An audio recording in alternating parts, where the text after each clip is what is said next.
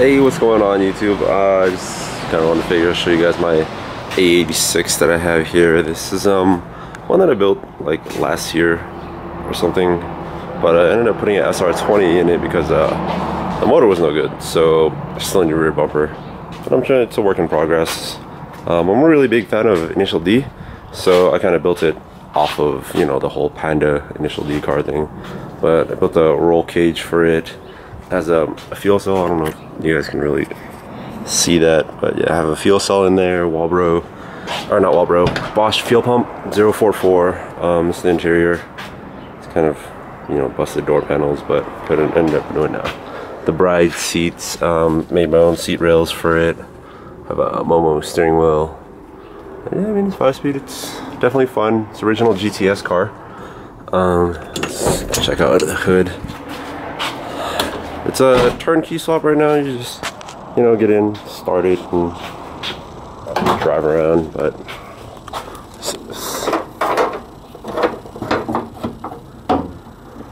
I have a SR20 swap that I did here at my shop. Intercooler kit, radiator. Had to modify that. Built all the piping. But yeah, it's just top mount turbo. I haven't tuned it yet because I'm still actually gonna end up transferring a lot from my SIL80 to this car. But I mean, it's pretty good. It's on powered by Max coilovers. It's S13 coilovers in the front, 8.6 in the rear. And I have also a Q45 brakes, and I end up using S13 front knuckles. But yeah, I'm about to actually take this car apart and put the turbo in one of my other cars. So this is the car that's gonna end up going in, but it's my SIL80, which again, it's another one of those like Initial D cars that I really like. The SIL80 driven by Mako Impact Blue, and this is kind of where it sits right now. Oh, my Lexus right there. But yeah, I try to make it as close to actual replica as much as possible.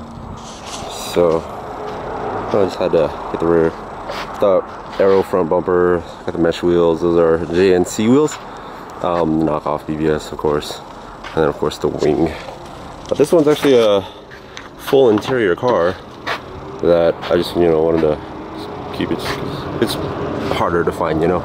So I have, you know, a basic steering wheel, and you can see the whole interior is actually still intact. But on this one, I'm running the EMS version 2 with the SR20. The last time I dynoed it about 5 years ago, it made a 308 wheel horsepower.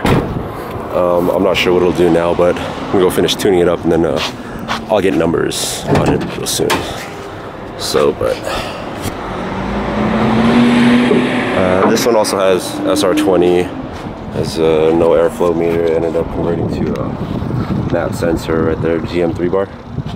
And then yeah, I sold this car about 5 years ago, built it about 6 years ago, and it finally came back to me. So I'm actually gonna redo this entire engine bay. I'm gonna do tubs on it, you know, block off all the holes in the firewall, clean it up and respray it. And this motor is actually gonna end up going in the Corolla, and I'm gonna put a 2JZ in here. So I just need, like, you know, bigger engine, more reliable at higher horsepower.